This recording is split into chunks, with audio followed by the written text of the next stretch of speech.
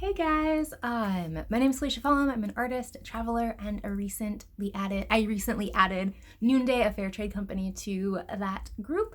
If you hear bass in the background, my husband's listening to a Project 86 concert. I'm gonna go there after this, so know that. And if you stick around to the end, I have a fun fact that I will share with you guys. But yeah, we just did the first day of the Noonday Ambassador Retreat called Shine. There's my shirt. And it was really neat. I did a couple other videos about the first two sessions, and then I'm gonna look at my notes from this session. But we talked about the Artisan Partners, and the Artisan Partners are a huge part of, they are what Noonday is about, right?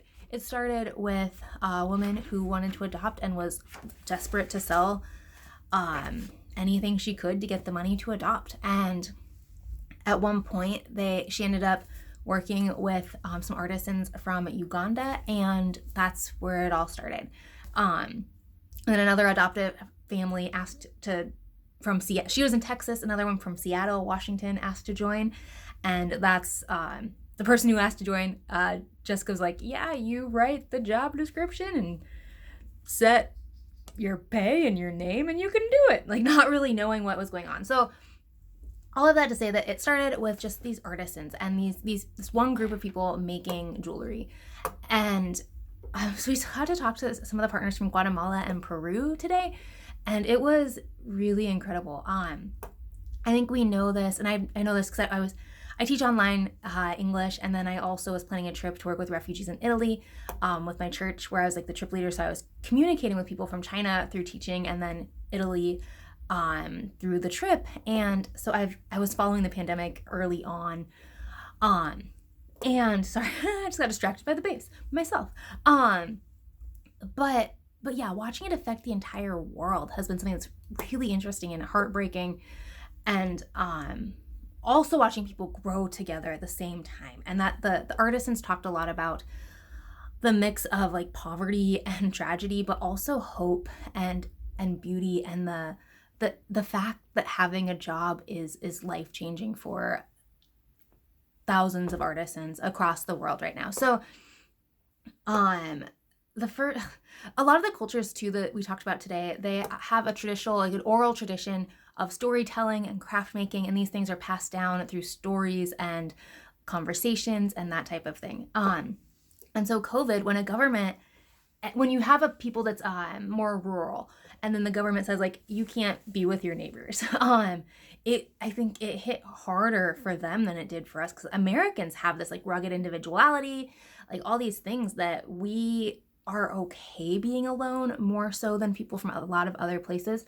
And so we heard about how tough that was. And then in one of the communities, I'm going to read some of my notes for this part, but they had a lot of their communities during the first like few weeks of lockdowns.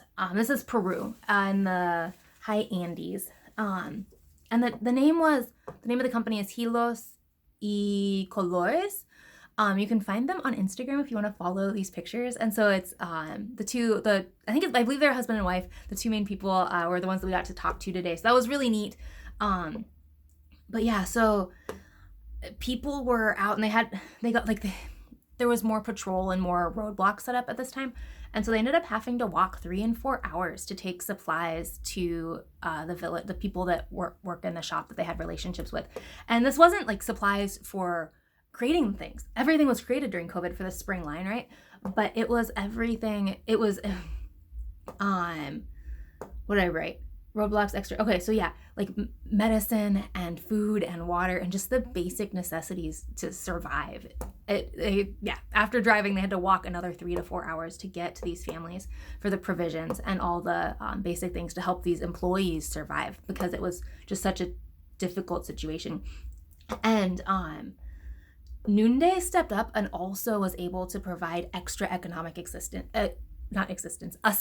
One of the things that Noonday does a lot is capacity building, which means that they're partnering with these businesses and helping them to expand their business so that they can then produce more for the company. And so it's helping out the businesses, it's helping out the people that are local, so that things can expand more. And so it's a really neat partnership, and they give interest-free loans as well. And so Noonday was able to step in and really support these communities in rural Peru in the Andes Mountains. So like crazy to know that like you guys helped with that. So thank you, and super exciting.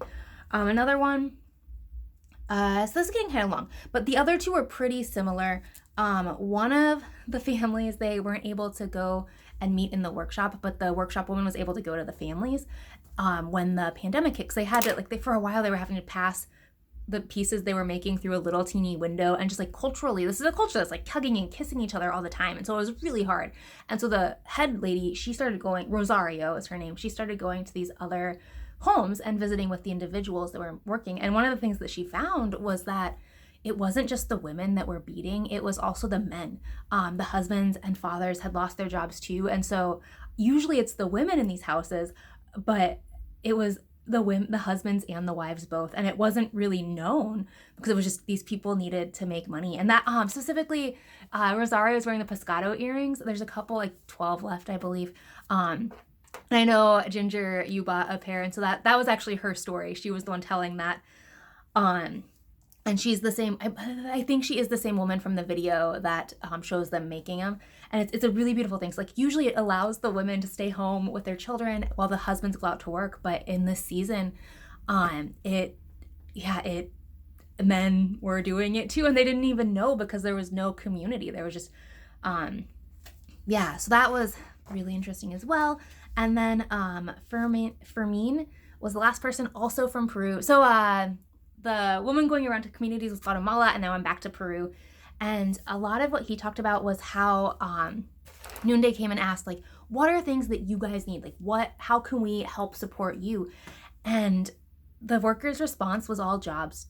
Give us jobs. Just keep the jobs here and we are good. And so that was really neat too. And one of the cool things with Noonday, you guys, right now, a lot of fair trade places have not been able to continue working, but because of the way that Noonday started and that it does use the direct selling and lots of people involved in it, it has been able to sustain itself through this. It's been able to continue to provide jobs abroad for 4,500 artisans and their families, as well as we saw in this, that the families,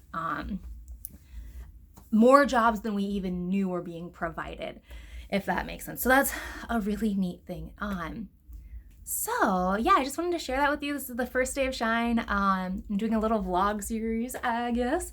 And I promised a fun fact. So my husband's listening to a Project 86 concert. They are a heavy band from, like, this is their 20-year anniversary of their, I don't know what album it was, but one of their albums. I didn't listen to them 20 years ago. I listened to different heavy music, but 2005 I transitioned into Christian metal and hardcore and underground from non-Christian primarily. And a big part for me was I liked the lyrics, and I liked that I felt better thoughts and emotions when listening to the Christian music rather than the secular alternatives. So with that, the fun fact that you probably don't know about me, and I don't think you can see, okay, yeah, you got the angle right there. Okay. That is a scar on my eyelid from a mosh pit. So yes, I used to be a little tougher and not so girly. But yeah, I have an eye scar on my eyelid from a mosh pit probably like 8 or 9 years ago. It's faded a lot. It used to be darker, and now you can kind of only, like, I have shimmery eyeshadow on, so you can see it with my lighting set up. So anyways, that's my fun fact. And I have an announcement about Noonday that I will post after this. I will record it after this. So yeah, have a good night or good day or whenever you're actually watching this, you guys.